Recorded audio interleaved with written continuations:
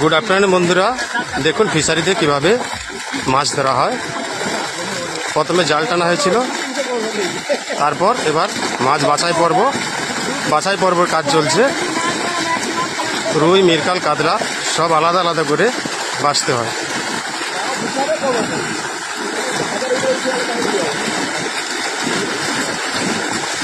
মাছ এখন লাফাচ্ছে, তাই জাল দিয়ে চেপে রেখেছে।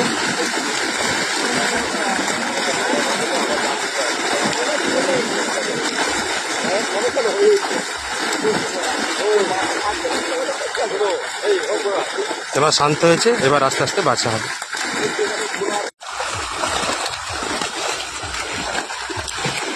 মাছ বাছাই পর্বের কাজ চলছে।